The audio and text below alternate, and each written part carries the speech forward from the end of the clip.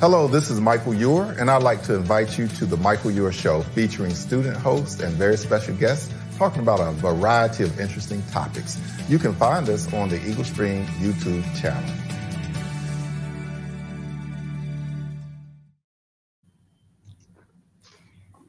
Hello, everyone, and welcome to today's show. We are so glad that you are here. We have Victor, Kevin, and Mr. Mike McGlone from NASA, and we have a lot of things that are in store for you today. So just going to have everybody introduce themselves so that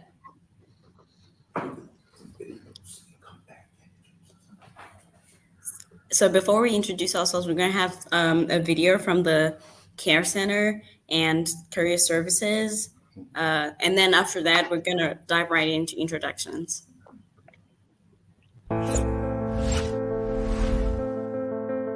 The Care Center is here to provide wraparound services for our students for when out-of-the-classroom challenges arise. I'm Mike Coleman, Dean of Student Engagement and Impact here at Wake Tech. My name is Magdalene Christ, and I'm a student at Wake Tech in the Associate of Science program. The Care Center at Wake Tech has been a great hub for resources such as food, success coaching, technology support, brief mental health counseling, emergency financial assistance, and transportation assistance. I've gotten a lot of great help with questions and just navigating Wake Tech.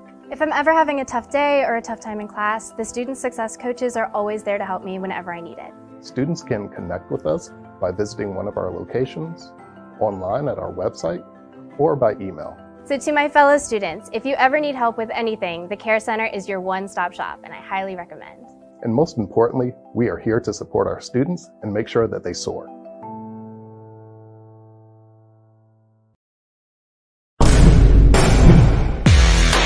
We can help you land the job you want and jumpstart your career. Here are 5 foolproof tips to help you get ready for your future. Tip number 1, get your resume in shape. Wake Tech's career specialist can help you make sure your resume is polished, professional, and up to date. Tip number 2, practice your elevator speech. What's that? It's you, the Wikipedia version, that highlights your skills and experience and leaves potential employers wanting to know more. Tip number 3, prepare for your interview. Research the company and come up with relevant questions to show you're interested and that you've done your homework. Tip number 4, attend a career fair. Take advantage of a wide net of employers and the opportunity to showcase your strengths. Tip number 5, wear professional, job-appropriate attire and present your best self. Remember to smile, shake hands firmly, and speak clearly. Get the latest info and more tips like these at careers.waketech.edu. Discover your future. It's no surprise that many leaders start their careers in engineering. Engineers are curious, creative, and methodical. They're problem solvers and thinkers, and they work in biotechnology, construction, and everything in between. With an associate in engineering degree from Wake Tech, you're on your way to a career in engineering, computer science, or other professional fields that count on a strong background in math and science. Our program is designed to be a practical start for students who are interested in furthering their education at one of the many four-year universities in North Carolina and beyond. We've developed advising tools that are personalized and specific, so you can develop a plan that takes you from aspiration to achievement. With on-campus, online, and hybrid programs available, it's never been easier to discover your future at Wake Tech.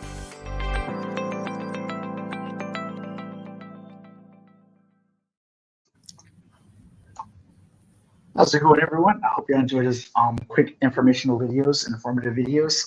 I'm one of your co-hosts, Kevin Reza Villa. I'm a student leader here at Wake Tech and also a START ambassador and engineering major. Marjorie, can you introduce yourself? Hello, everyone. My name is Marjorie Chanakira. I am an associate in engineering and science student. I am in my 4th semester here at Wake Tech, and I am part of the Student Government Association as the treasurer. I am also part of the Owners Program. This is my 3rd semester in the Owners Program as well. And I am also a member of the National Society for Black Engineers. So yeah, welcome to the show. We're glad to have you here. If you have any questions, please don't forget to put them in the chat. I'm gonna pass the mic over to Victor. Hello, my name is Victor Abara-Alvarado. I am a student here at WIC Tech. I am an engineering major first and foremost, and I have recently become a NCAS alumni, NCAS standing for NASA Community College Aerospace Scholars. I was introduced to this program ironically by Kevin. Thank you, Kevin. And hopefully this meeting will help present all the good things we can do at NCAS. And so very quick before we jump into it. All right, so here I am with Miss Jessica Parker. That is the X-59, how do you say it, a simulation. I did not get to get on it.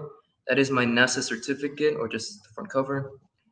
This is a drone we were shown while our stay at Armstrong. This is me in another flight simulation, not as cool as X-59. This is part of my project for Mission 3. This is our project model. These are some of my rough drafts for my surface ops in Mission 2. This is our mission patch for Mission 2, my group named Mission Aurelia. Another slide of rover equipment. Someone else in my group worked on this slide. And this is my very first draft for my Mission 2 as a surface ops. This is my fourth draft or third draft for my Mission 2. And that is me with the Blackbird at Armstrong. Hopefully I am legally allowed to share that. If not, well, I'm sorry, Mr. McGlone. No, you're good. That aircraft's been out for a long, long time. All right, I was kind of scared if I should share it or not, but thank you. Well, Mr. Mike McGlone, feel free to introduce yourself. Feel free to tell us more about yourself in general, what you do with NASA, and just tell us more about the program. We want to learn. You bet. Well, first off, thank you all for the invitation to present to Wake Tech students and all about NCAS. I'm glad Victor already said the whole acronym out because I have a hard time saying it anymore. I speak NASA anymore with acronyms, but I work at NASA's Johnson Space Center in Houston, Texas. I'm an education project manager, one of the 3 key managers that puts on the NCAS program across the country. My background is actually in education. I taught high school for a number of years, but I worked in nonprofit area doing training, education. I've worked in the private sector as well, writing curriculum and programs and doing a lot of different things, but which is what led me to NASA eventually, where not only do I currently work on NCAS, I spent a number of years doing programs for educators and students here at Johnson and all types of different things, working with the engineering community to bring what they do to life for students, which is part of what the NCAS experience is about.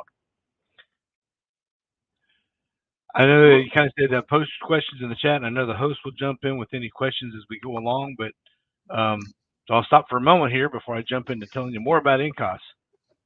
Oh yeah, I think you pretty much just said what I was about to say.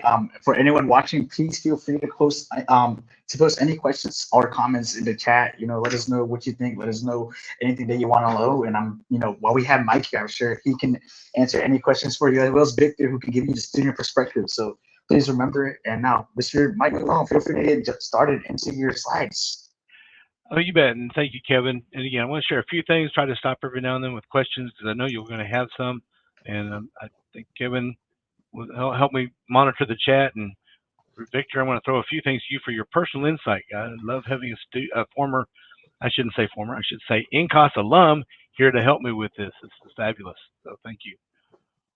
Well, NASA's Community College Aerospace Scholars, there's the one time I'll say it, is here to inspire students. We're in the middle of this Artemis program of going back to the moon and onto Mars.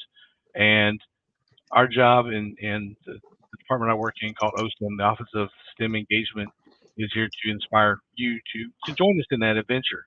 And NCAS is one of the unique program, not only across NASA, but most of the federal government is actually focused on community college students because it's a unique niche of students and talent and everything that we're looking for at NASA to come and join us and help us on this journey back to Mars, et cetera, and all the other amazing things that NASA does. It's not just about putting astronauts on top of rockets and sending them to space. We do a lot of other things as well. And I just want to share a quote from a student that participated a few years ago. Somebody said earlier, Victor's been sharing a lot about it, so you've heard from him, but just from another perspective, This student says, NCAS helped me gain enough confidence to apply to my dream college.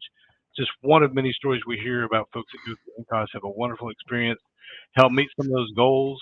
I saw one of the introductory videos about, getting your resume tuned up and all those other tips. We help you with some of that as well. Really help build your resume as well. So it's a great opportunity. So what is it? Well, NCAS is the STEM activity. So it covers all areas of STEM. I know we have a lot of engineering majors here, but some other STEM majors as well. But it's for anybody with an interest in STEM that is currently active in community college and seeking to go to a four-year college or straight to the workforce. So those trade skills are there as well. We're going to use NASA's unique labor force and expertise and facilities, such as going to Armstrong, like Victor's mentioned several times, to bring NASA to life for you, to share what NASA's about, what we do, and get you focused on a mission.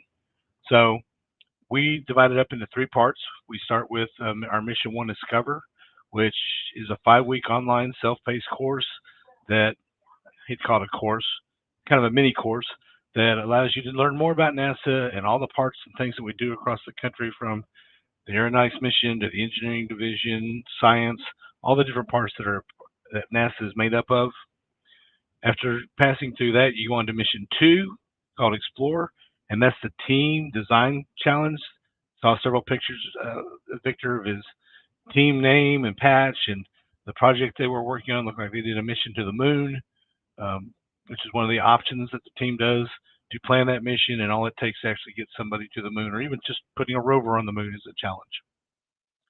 And then, if you do well in both those and are very lucky like Victor was, you may be selected to go to Mission 3, which is actually a hybrid on-site activity. I say hybrid in terms of it's a 2-week online program followed by 1 week at a NASA center, working on the project, seeing all the things you can do at NASA. Victor and I happened to be at Armstrong this last January, so we got to see the model shop and get in some flight simulators. Well, Victor did. We were fortunate, actually, that the Thunderbirds, the Air Force's aerobatics show, was practicing that week out there, so we got to see them in our breaks outside. And I'm sure Victor will share a few more things about what he got to see that week, because we sent folks in different directions. So I can't speak for him on all that, but it's a fabulous experience.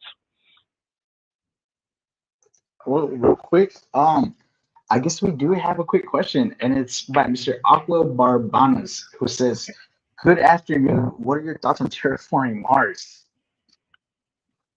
Terraforming. Well, we're so early in the explorations, but getting folks to Mars is such a challenge right now. That's kind of where we're focused on. I know there's a lot of talk out in really far, let me use the right words here, extended timelines, and thinking that might be a possibility in the future. Right now, we're just focused on being able to get people there and back safely, because right now it's a journey of 6 months to get there, a year to stay, and 6 months home. That's a long thing just to get you out there and live for a year and come back, much less trying to transform a whole planet. So definitely not out of the realm of possibilities, and not only in the realms of science fiction, because today's science fiction is tomorrow's science fact. We're somewhere in that process of looking out that direction. I know some scientists here at Johnson Space Center are thinking about that. How can we raise plants or raise food while we're there? Because we're going to have to use in situ types of resources to go all the way to Mars. We're going to have to do it to live on the moon extended as well. We can't keep sending everything from Earth, too expensive. So can't say a whole lot about it because it's really on the outskirts of our current research, but it's definitely an interesting topic to discuss. Yeah, and then plenty of interesting topics are being asked in the comments as we're speaking right now. Another question is, what are your thoughts on using the sun to magnify light to take pictures of exoplanets?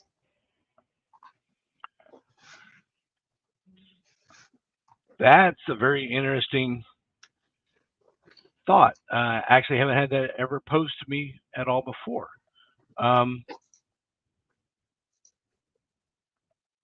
I'm just going to have to say I don't know on that one.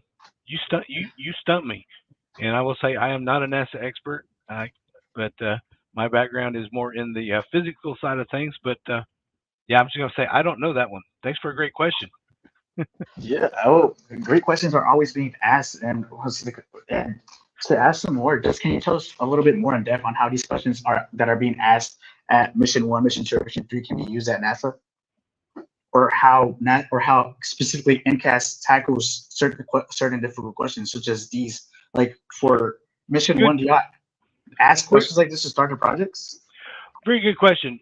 It's really a stepping stone project. Mission 1 is really more learning about NASA. So you might think of it like an introductory course, to whatever your major may be, introduction to engineering or introduction to physics. It's just, it's kind of an introduction to NASA.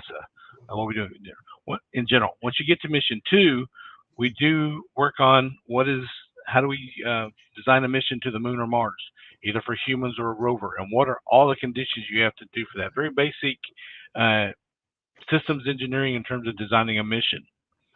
But then when you get to Mission 3, we actually do give work on a current topic that NASA is working on.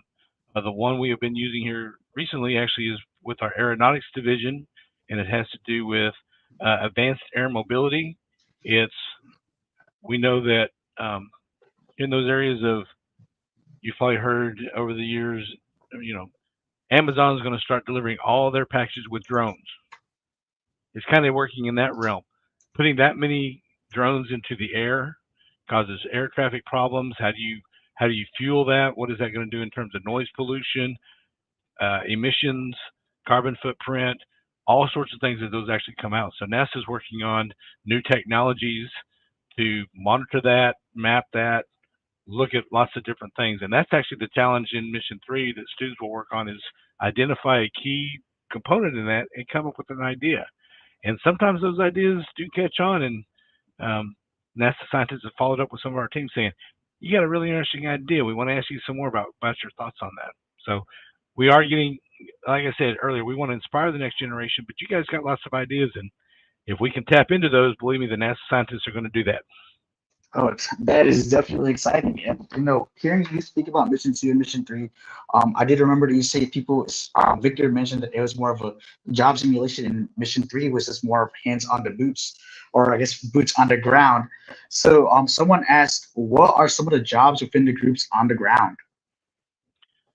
The way I like to answer that question is at a space center, it's basically a small city, and NASA as a whole is basically a large city. We, of course, have scientists and engineers that are working on these specific projects, but we also, at our centers, we have people that build and design mock-ups for spacecraft, models that we can work in, or actually small ones. You saw in Victor's pictures a model of a drone that's being used maybe in a wind tunnel. They also build full-scale models that astronauts can work in and get a feel for what like the International Space Station would be like when they're inside, training here on the ground before they get up there. So not only the folks that design that, an engineer, but also the engineering tech or welders or whatever else is needed to put that together. So the workforce, that labor force, those high skills are needed. Aircraft welders are needed. If you can think of the job, it's probably here at NASA somewhere, including even in the business field. That may not have been our target audience today, but we've got lawyers and accountants. Like I said, my background's in education. We've got communication specialists, media specialists. If you can think of it, it's here somewhere. Wow, that is honestly amazing. But while we're still on the topic of Mission 3, another person in the comments did ask very quickly. Earlier, you said if you get to Mission 3, you will get to go to a NASA facility. What are the opportunities past Mission 3? Does this help you with getting a job with NASA, or at least an internship? What are your thoughts on this? Yeah, that's a very good question. Actually, yes, as an NCAS alum, it's a good intro into NASA internships. You don't have to go through NCAS to become a NASA intern. I'd encourage you all to apply one way or another, but it definitely does open the door to that a little bit, because NCAS has been around roughly 20-25 years, and so people are aware that the alumni from NCAS have a good background coming in, so that's a good start into an internship. In addition to that, NCAS actually funds trying to remember the number off the top of my head. I think it's around 10 or a dozen. It changes every year because of funding, but 10 internships a year that actually come from NCAS funds. So they're only given to NCAS alumni. So that's an even more open door to step into along those ways. And of course, a NASA internship is always a good stepping stone to a NASA job as well. And of course, anything on your resume that shows an interest in NCAS and determination and your hard work over the years can open lots of doors. You never know where that will go. I will very quickly, I guess, Victor, we're passing your bit on to you. I know you have successfully finished Mission 3. What are your thoughts? What did you do? Tell us about your experience. So we want to hear about it. Well, for the most part, I would say that, well, Mission 3, I would say, is like kind of like the big highlight of the NCAS experience for the most part, if you're able to do all 3 phases, because you do get the opportunity to go to a NASA center, whether that is Armstrong, Ames, or Langley. I know a couple of my my group members from my Mission 2, they went to Armstrong. Some went to Ames, others went to Langley. Personally, I didn't see anyone from my Mission 2 at Armstrong with me. I think I was the only one there from my Mission 2 group. But you do I feel like it is worth it in the sense that you do get to make connections. In a way, the whole experience really does open that door to more opportunities at NASA because you make that connections with those people. I have still managed to retain my connection to Mr. McGlone, who was my advisor for Mission 3. I have been able to retain my connections within all of my Mission 3 group members. We still readily or so-and-so talk about, we post about stuff we do. For the most part, I would say that also it does lend a good stepping stone into the type of jobs you can do at NASA. For example, in my job simulation for Mission 2 in the rover, each one of my group members had a different role and had a different thing that they needed to do by that end of the week because it was just a 1 week interval that we had to work. So for example, I had surface ops. I've talked a bit earlier when it was introduced in that little snippet video. And for the most part, each group member had to contribute something. If not, our presentation would not have been as cohesively made if one of us decided to just step down. Now, there were chances and there were instances in my case that we had group members having to step down. One group member who was one of our systems operations specialists, he had to step down because he could not commit due to job scheduling. It happens, but our group was able to adapt. Our head lead for design in the PowerPoint presentation, he did an amazing job taking control of that systems operations specialist role as well. Without him, we would have faltered behind there. Our project manager kept us at pace. So I feel like Mission 2 is also very important in the span that it does let you have that role in a way. Mission 3 as well, but because Mission 3 is more spread out within the weeks, you have more time, you have more alleviance to have something or have an idea in the process of making and design it throughout those 3 weeks because you still have time to work on it at NASA. You're not just at your facility doing those activities. Yeah, it is very cool to be in those flight simulations, but you're not just doing that. You have to work back with your group and dedicate time to that project because you do have to present it. It's a bit scarier this time though because it is in front of all your advisors, all the other group members, and so and such. Yeah. Well, a quick question that was just flashed was, are there any subjects we should know for NCAS, programming or math, etc.? So Mr. Mike Malone or Victor, who would like to take charge of this question? I can take it because I can actually speak from experience from my group members. So I personally come from a background of engineering. So for example, I learned SolidWorks through Wake Tech. As cool as it is to learn SolidWorks is not the preferred design program for working. It's AutoCAD. So in my Mission 3, when we talked about who would have the role to design our drone for the advanced air mobility question, that role was not assigned to me because I did not know AutoCAD. Someone else in my group knew AutoCAD, and they were more proficient in it than me. And that's fine. It's fine that you have those sort of experiences and background because not everyone in your group will be the same. Likewise, in my Mission 2, our roles that were assigned to each other, we try to also try to reinforce because those roles were more pre-designated. So I was already assigned surface ops by the time our mission 2 was announced. That was much easier for me if let's say if I was in the programming section. Like if I was in the if I had took the coding role in my group, I would have struggled a lot more. I do have coding background. I do know C++, I do know Java, but not as proficient as, let's say, my other group member was. He was much more proficient in that, and it's because of him that we were able to make the software specialist a good role, in my opinion. Each one of us had like that background to really make us strong, in my opinion. And even if some of us struggled a bit, we always had someone to, like, for the most part, to back us up, each other up. Thank you so much, Victor. Oh, Marjorie, it seems like we cannot hear you. Me? Yeah, unfortunately, Sorry, it not. cut out. Yeah. But I guess very quickly, I guess before we jump off into anything, you know, y'all are giving such detailed answers. Y'all are just being so informative, and same for the crowd. Y'all are participating, and thank you so much for all these questions. We have so many questions, and it's just it's amazing how many questions we have. So another question that was recently just asked is, since we're here in North Carolina, how do NASA internships work in terms of location? Would we have to relocate? It depends. We do have some remote internships that are available. One of the good things out of COVID was remote work became a lot more common. So there are some remote internships,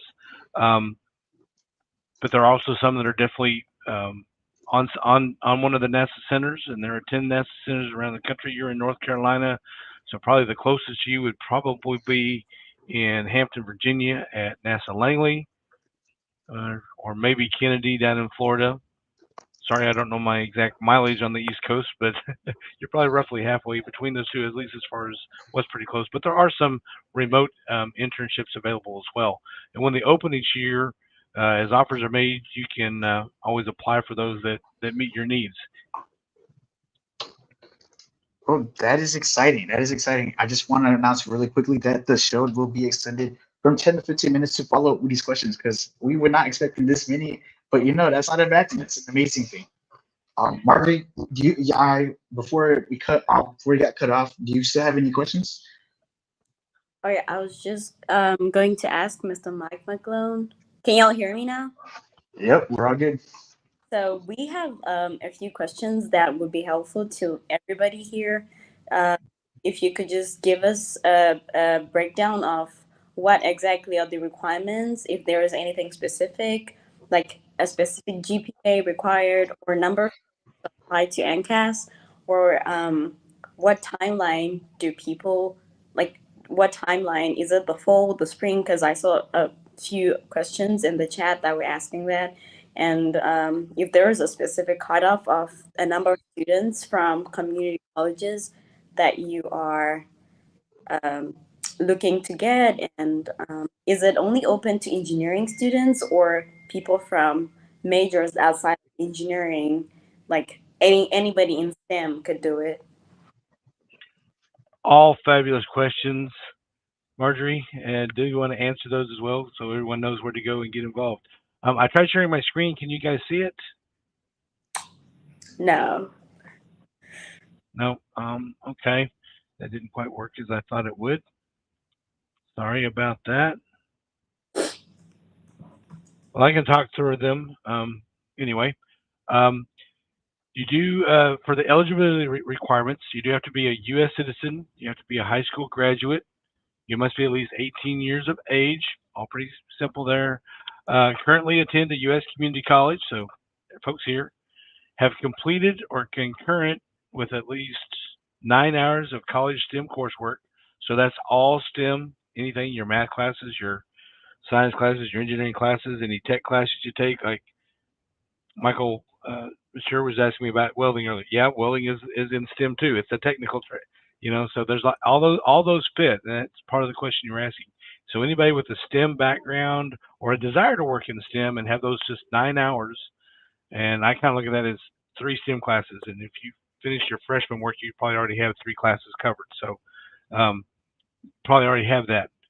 Able to commit to the missions, because as Victor said a couple times, it's on top of other things. Sometimes it is a challenge, but making that commitment is worthwhile. And also not having previously participated in NCAS. We have to add that one in because, believe it or not, we have people that want to apply and do it again at times. So some of the other questions, for example, GPA is not considered.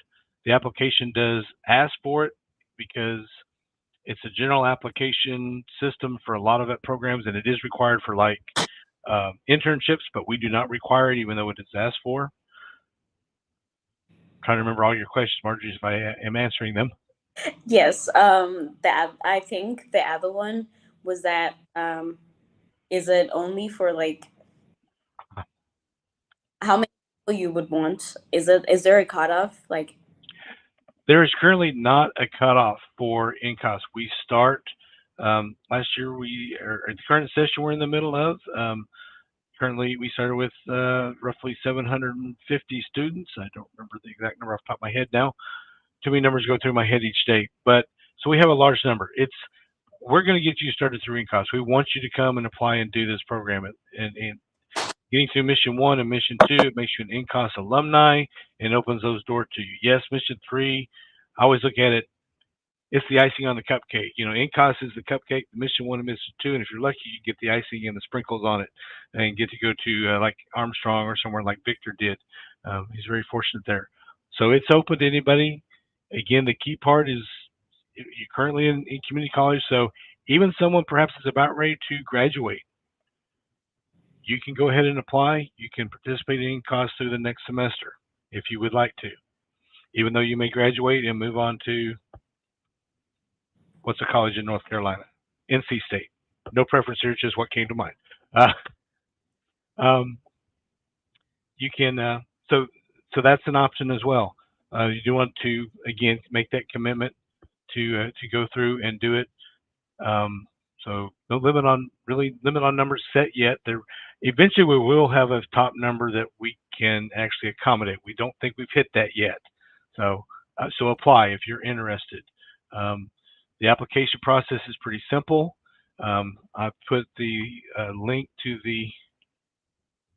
our webpage in the chat.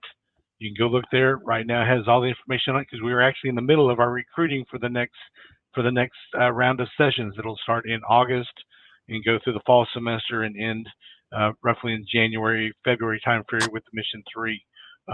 So right now it's the perfect time to be considering that for the fall. Go online.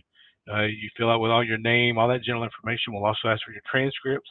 That's why we make sure you are enrolled or currently attending a community college and your 9 hours of credit. We ask for a short essay, 300 words. That's a very short essay, like 2 paragraphs of why you would want to do this. And if you've met all those criteria, you're probably going to get an invite to NCAS. It is a very low threshold kind of entry to get started. So encourage you to attend if this interests you at all. Come one, come all. Have fun with NCAS. Yeah, that is very helpful. Thank you so much for answering our questions. We do have a bunch of questions in the chat. The students would like to know if there is a minimum number of hours that are required to be participating in the program. And somebody asked if it's Mission 1, the same online school at the college where you have a bunch of assignments to do and then you get a video that you have to watch and follow, or it's something entirely different where you're meeting up other team members on Teams or Zoom or something like that. You broke up a little, Marjorie, but I think I got the gist of the question. Mission 1 is very much working on your own, similar to a course. There's an assignment. It's a number of meetings. You watch some videos. We have some live sessions with NASA. We call them SMEs, subject matter experts, to share with you what they're doing in NASA, an opportunity to ask questions with them, but you're really working on your own through learning about NASA over the 5 weeks. Mission 2, as Victor has mentioned, much shorter. It's team-oriented, so you will not only get to meet with NASA SMEs, but then you're also working with a team to design this mission to the moon or Mars that you take on, and then present that at the end. So it is online from across the country, but again, within that time frame, it's a little bit of both: working on your own, working on your part of the team, but then coming together and putting that all together. The mission 3, then again, if you get to that point, is teamwork, a little longer time frame, as Victor said, because again, we want a little more in-depth work on it. So there's 2 weeks online. You're meeting with your team on your own. We do have some workshops, for example, resumes, learning about more about internships, learning from NASA SMEs, and then coming on site for that week of pulling everything together, seeing all the NASA stuff, hearing from experts, and then presenting your final project to a panel of not only your peers that are also participating, but also the NASA experts, for lack of a better word. Which I'm not one of those. I'm just a NASA worker.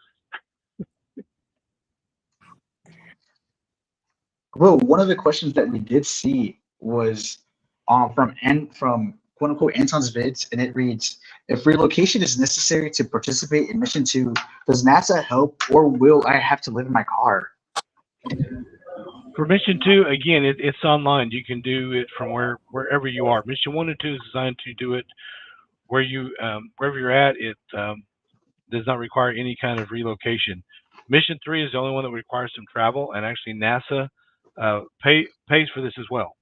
So we cover your airfare, your hotel for the week.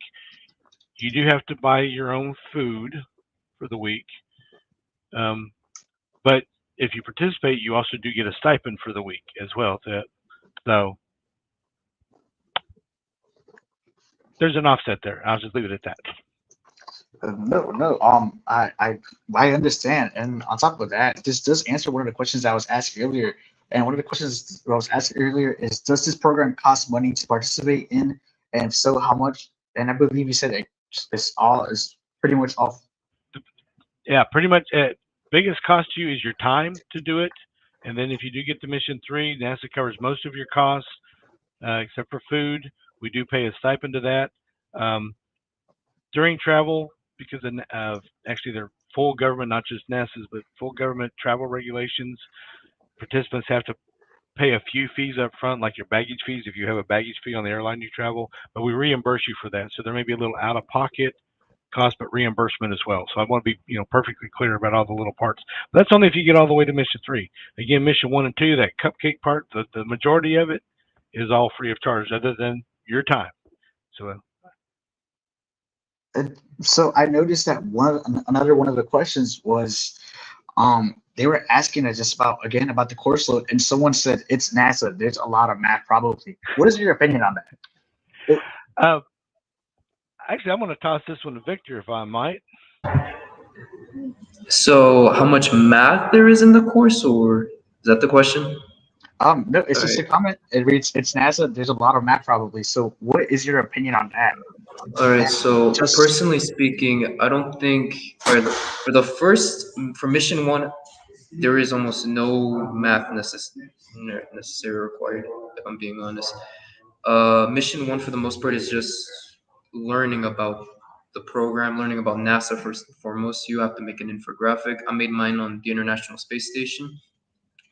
And mission 2, I would say, is probably where you will start facing some focused areas, not necessarily math. In my area, like surface ops, there was some math, but it wasn't like super high up there in the necessity for math.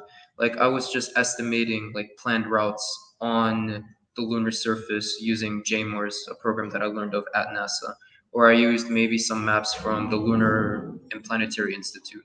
So math for me at least wasn't as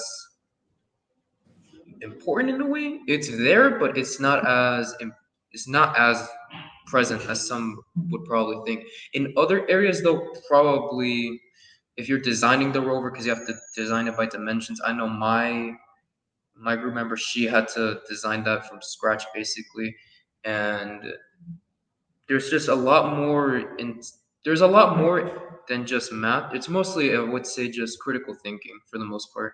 Same for mission 3. If anything, mission 3 is more than that, because that's less of simulation of like that's less simulating something that is a possibility. That's just more designing something off an idea and building upon that.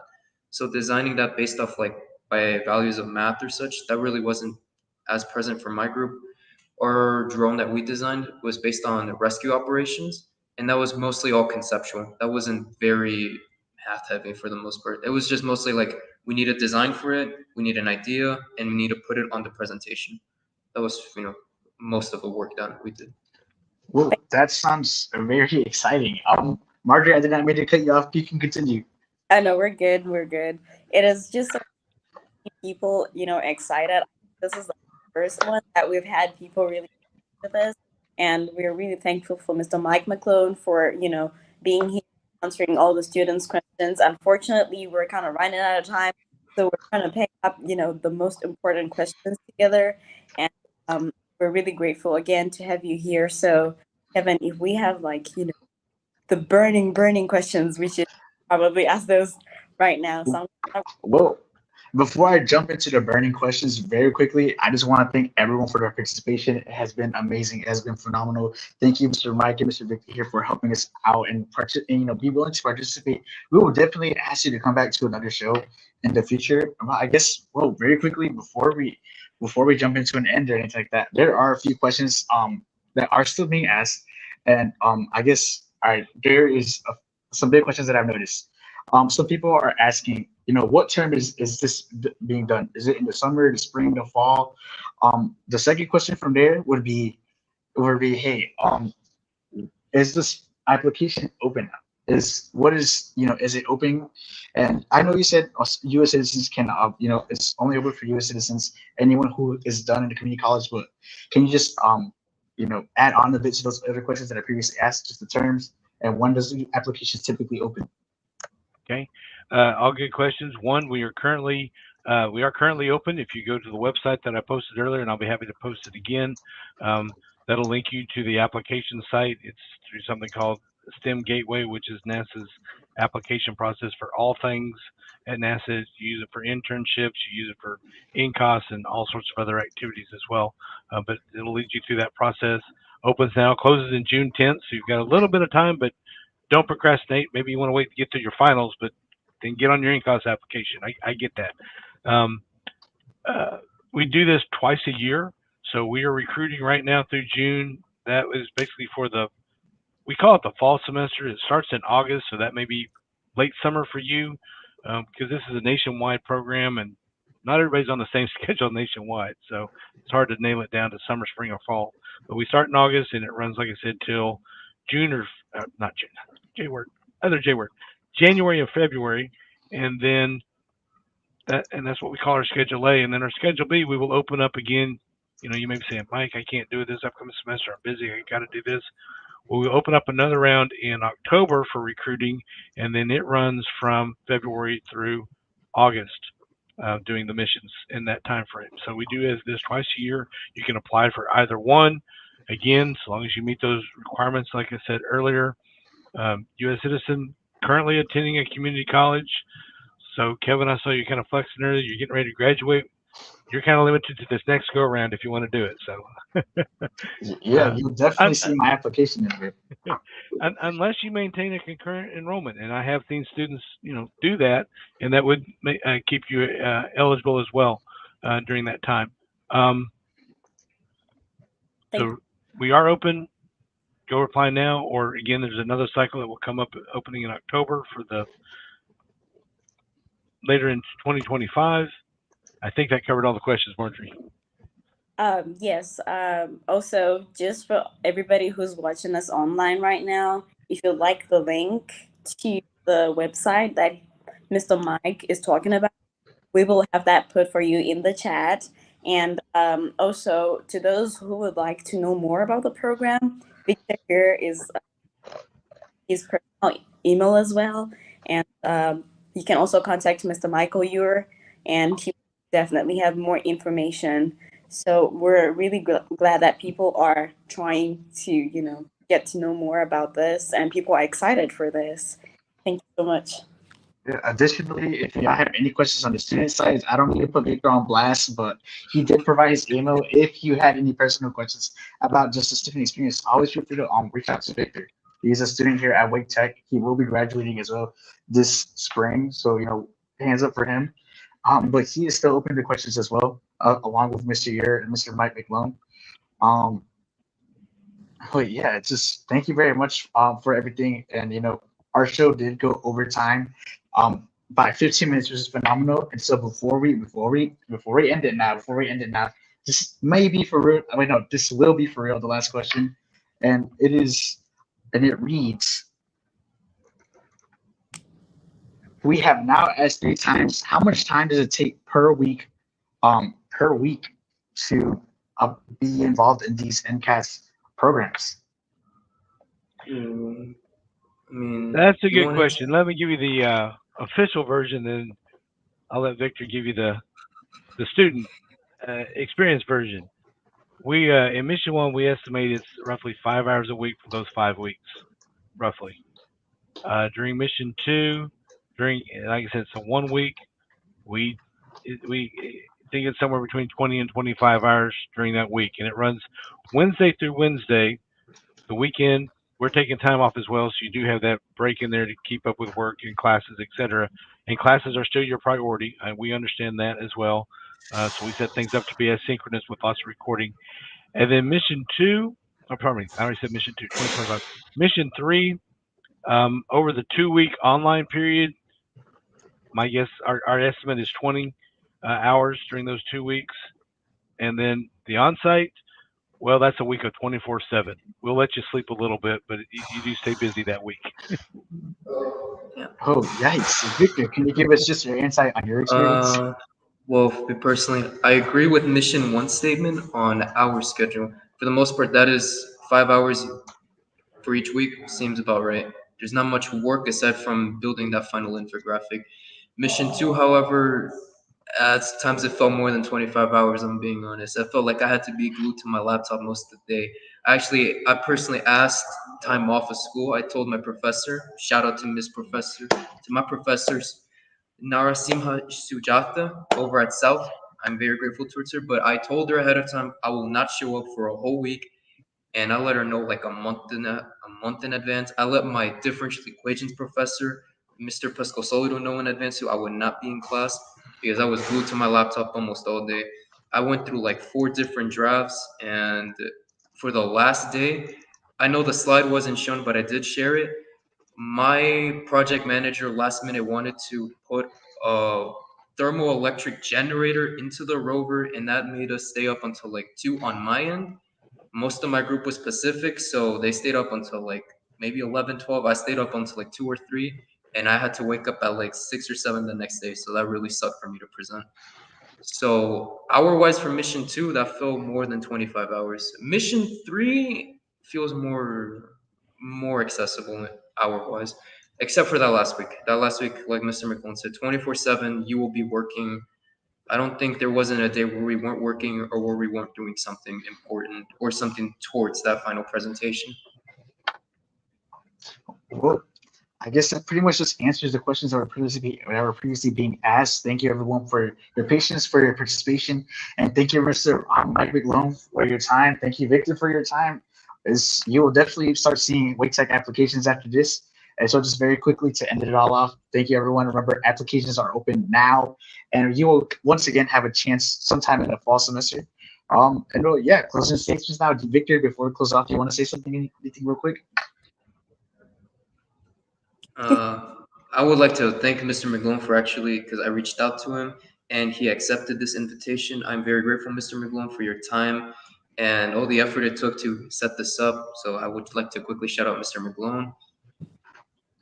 All right. My pleasure. Yeah, thank you. If Mr. Mike, would you like to say something to the students as a takeaway before we end the show? You bet. Again, thank you to Victor and the entire team for not only inviting me, but making me feel welcome and helping make this happen. And again, I just challenge you, take a few minutes, fill out the application. You'll be happy you did. At the end, just ask Victor. Yeah, that's fine. Yeah, I'm cool with that. All right. So much. I just to close, I would say everybody who's been here, thank you so much for watching the show. And please, if you are interested and you feel like this is your niche, please do apply because you just never know. And please do reach out to Victor and Mr. Mike.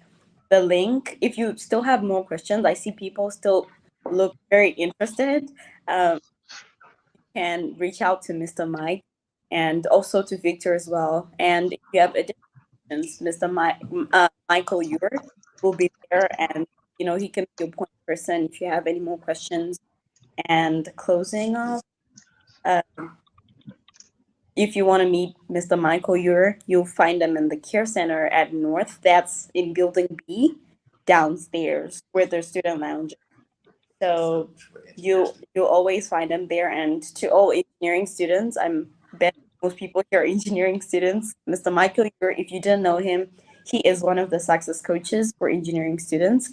So you will be in good hands. And we also have the engineering care team. So they might help you your way. And I saw somebody was asking if you're on a pathway to do a 4-year college aerospace engineering at NC State, I think this is definitely the good thing for you to do if you're interested in that. So please do not forget to reach out to Victor and Mr. Mike. Everything will be put in the chat. Please make sure to go and look at that. I also heard that Victor and Kevin are graduating. Congratulations, you guys, and it has been a pleasure having you all at Wake. Yeah. Thank you very much, everyone. And as always here at Wake Tech, just expect the unexpected. Apply if you feel like if you're just interested, you never know what will happen. Thank you very much for your time. Remember to check out the websites, reach out to Victor, to Mr. Mike McGlone, or to... Hello, this is Michael Eure, and I'd like to invite you to the Michael Eure Show, featuring student hosts and very special guests talking about a variety of interesting topics. You can find us on the Eagle Stream YouTube channel.